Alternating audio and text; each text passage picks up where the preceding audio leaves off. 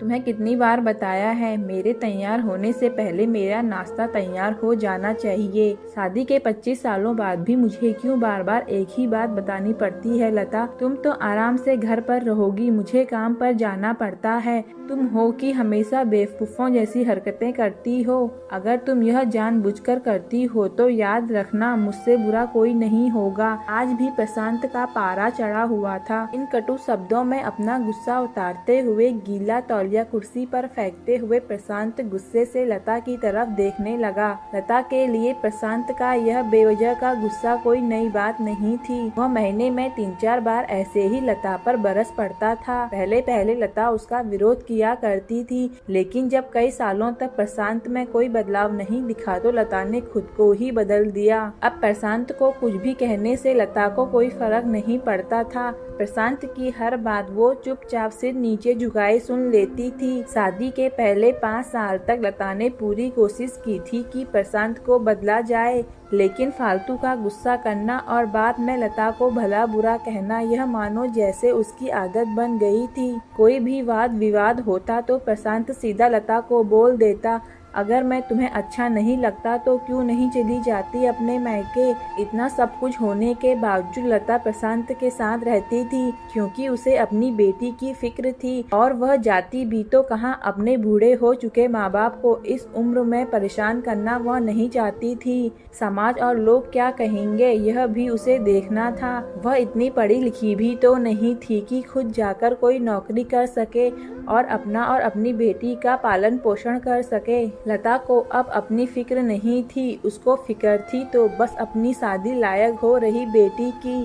लता नहीं चाहती थी कि पति पत्नी के झगड़े की वजह से काव्या डिस्टर्ब हो। काव्या की पढ़ाई पूरी हो चुकी थी, उसके लिए अब शादी के रिश्ते आने लगे थे। कई रिश्तों को काव्या ठुकरा चुकी थी। 2-3 महीने बाद एक अच्छा रिश्ता आया। रिश्तेदार और पहचान के लोगों ने भी लड़के के बहुत गुणगान किए थे। प्रशांत एक शाम अपनी बेटी के पास बैठकर उसे बताने लगा, काव्या बहुत अच्छा लड़का है, पढ़ा लिखा है, बड़ा घर है, बहुत अच्छी नौकरी है। ऐसे रिश्ते बार बार नहीं आते बेटा, इस बार मना मत करना। काव्या अपने पिता से ज्यादा बात नहीं करती थी, शायद डरती थी या शायद नफरत करती थी, लेकिन आज वो अपनी पूरी हिम्मत इकट्ठा कर बोली, मुझे अभी शादी नहीं करनी है पापा, मैं नौकरी करना चाहती हूँ, खुद अपने पैरों पर खड़ी होना चाहती हूँ। हाँ तो उसमें क्या बड़ी बात है, मैंने लड़के से बात की है, वह तुम्हें किसी बात के लिए नहीं रोकेगा। तुम शादी के बाद भी नौकरी कर सकती हो, वह तुम्हें नौकरी के लिए परमिशन दे देगा। प्रशांत बोला, मेरा नौकरी करना या न करना उसकी परमिशन पर क्यों डिपेंड रहेगा पापा? काव्या ने पूछा। मैं कह रहा हूँ ना, तुम्हें किसी भी चीज की कमी नहीं होगी वहाँ। ऐसे रिश्ते बार बार नहीं आते, इसे ठुकरा मत, बहुत खुश रहोगी तुम वहाँ। प्रशांत बोला, पापा क्या मैं उतना ही खुश रहूंगी जितना मम्मी इस घर में खुश है? काव्या ने तंज कसते हुए कहा। आज तुम्हारी जबान कुछ ज्यादा नहीं चल रही? प्रशांत गुस्से से आंखें बड़ी करते हुए बोला, पापा मुझे शादी ही नहीं करनी, क्योंकि शादी के बाद अगर वह लड़का आपकी ऐसा निकला तो मैं क्या करूँगी? मुझे आपके जैसा जीवन साथी नहीं चाहिए जो बिना बात के मुझ पर हमेशा चिल्लाए। मुझे कुछ भी अपनी पसंद का लेना हो तो 10 बार सोचना पड़े, कहीं वह नाराज ना हो जाए। मेरी तबीयत कैसी भी हो उसे परवाह ना हो, रोटी थोड़ी सी मोटी बन जाए तो घर सर पर उठा ले, उसकी चेकबुक ना मिले तो भी मेरा ही दोस्त निकाले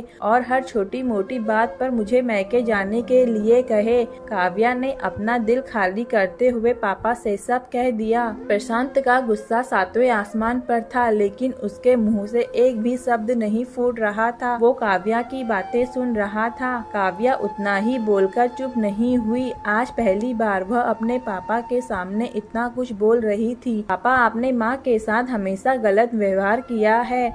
आप अपने ऑफिस का गुस्सा बिना सोचे समझे माँ पर उतार देते हैं, कभी इस बात की परवाह भी नहीं करते कि उन्हें कैसा लगता होगा। आपकी बातें सुन सुन माँ ने अपना स्वाभिमान खो दिया। प्रशांत आज पहली बार अपने किए बर्तावों को महसूस कर पा रहा था। वो इतना ही बोल पाया, जो तुम्हारा मन है वो करो, मैं तो इतना बुरा हूँ ना? काव्या ने प्रशांत का हाथ पकड़ा और बोली, पापा मुझे सिर्फ एक सवाल का जवाब दे दो, क्या आप चाहते हो कि मेरा पति आपके जैसा हो?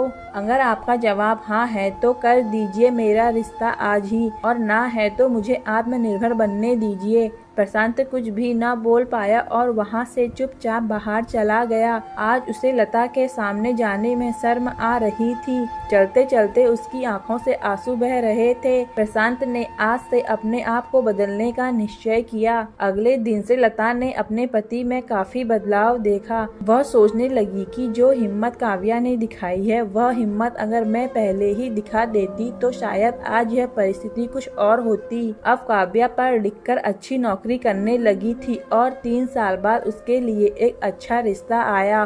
और उसकी विदाई पर प्रशांत बोला, बेटा तू हमेशा खुश रहेगी क्योंकि तेरा पति तेरे बाप जैसा नहीं है। प्रशांत की यह बात सुनकर लता और काव्या की आंखों में आंसू बहने लगे। दोस्तों, हमारे समाज में औरतों को भले ही देवी का दर्जा दिया जाता है, लेकिन वह स्वतंत्रता नहीं दी जाती जो उन्हें देनी चाहिए।